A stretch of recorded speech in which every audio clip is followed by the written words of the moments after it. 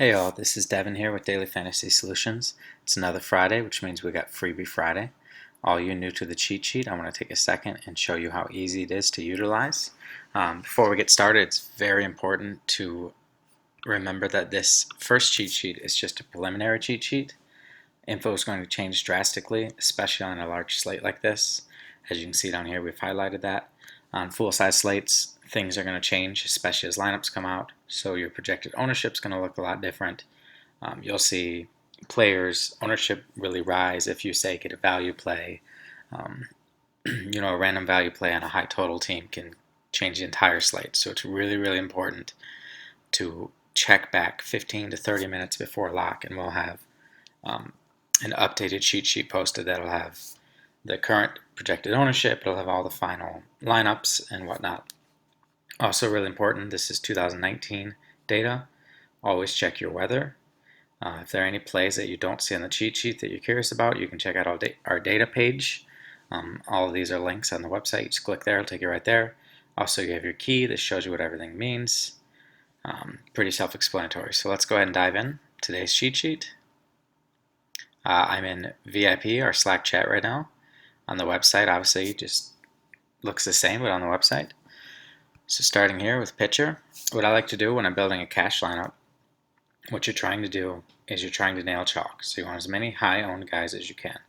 If you've got a lineup full of chalk, you're going to compete every single night. So what I'm looking at for my cash builds is this projected ownership. We're going to do a Draftkings build. So I'm not even that worried about all this info right here for my cash builds. I'm mainly worried about ownership.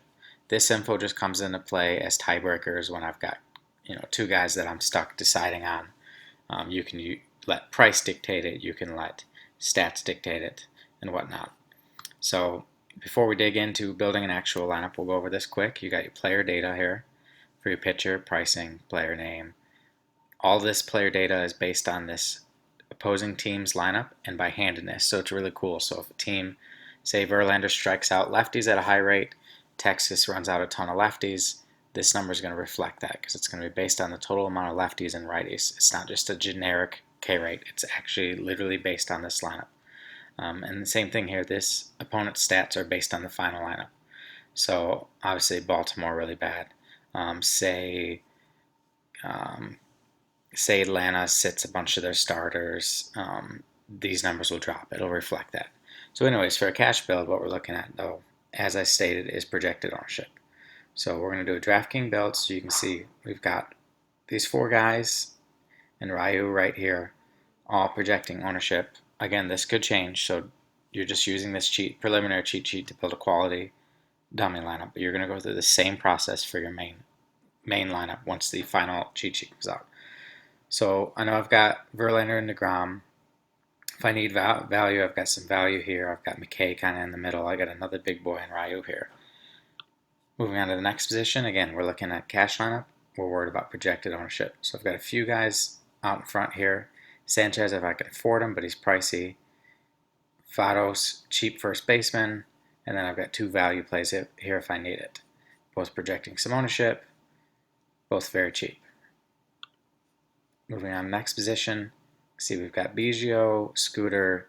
These guys are all right in the same range, all in play. I can let price dictate who I use. If you're stuck between two similarly priced guys, that's when this info comes into account, rank, Vegas totals, and whatnot. Moving on to third, again, we've got a handful of guys here, right, all in play, all right around the same price. If I need the value, I've got Vlad here. If you were torn between these three guys, again, that's where your ranking can come into play, your Vegas totals, etc.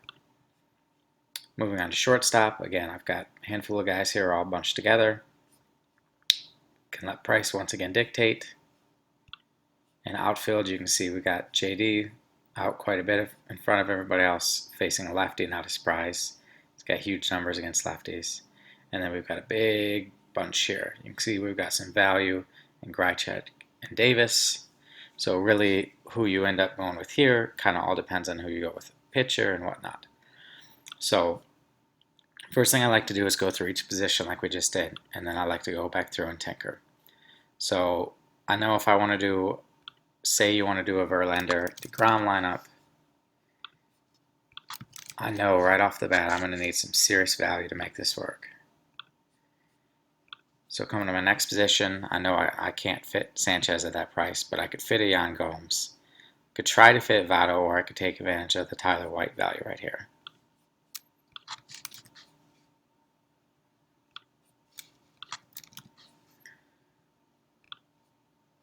So you can see this is giving us a little bit more flexibility. Moving on to second, I've got Biggio's pretty cheap, or I can go Scooter, who's even more of a value. So if we go Scooter, third base, again, we've got a bunch here, all based on price. I know if I'm going the big pitchers, I'm going to need one of these two. Vlad actually has a higher total, higher rank, so I like Vlad here.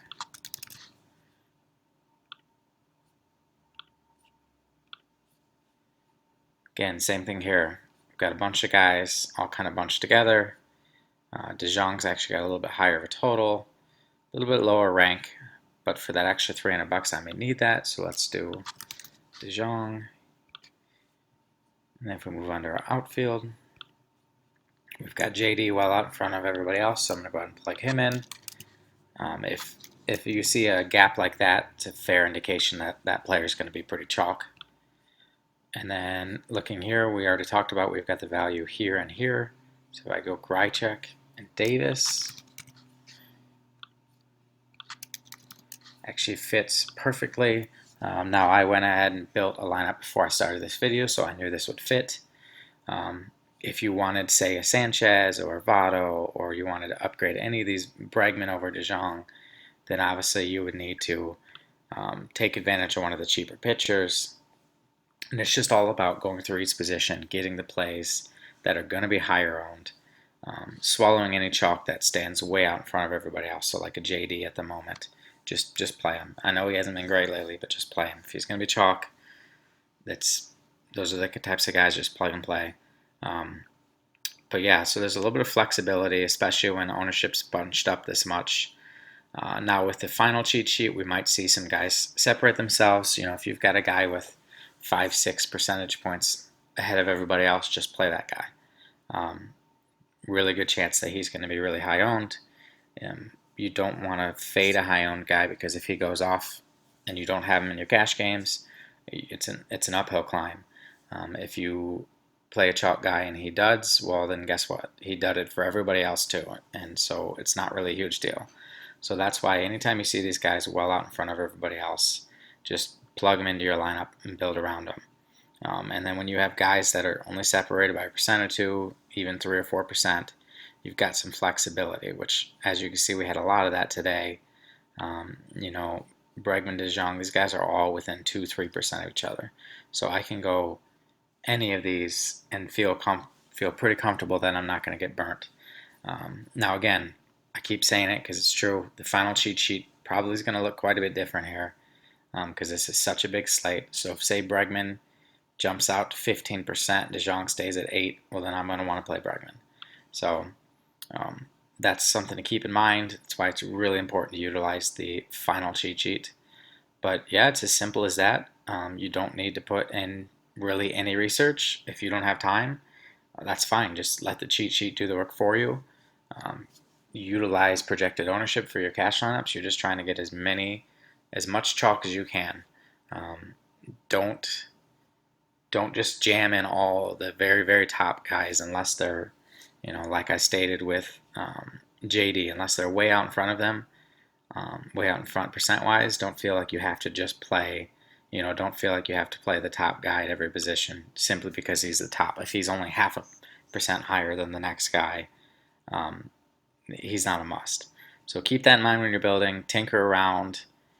It should only take a few minutes, and if you can nail chalk every night, you're going to be in a position to cash at a very high clip. If you have any questions, hit us up on Twitter. You can also get some coaching advice in Slack.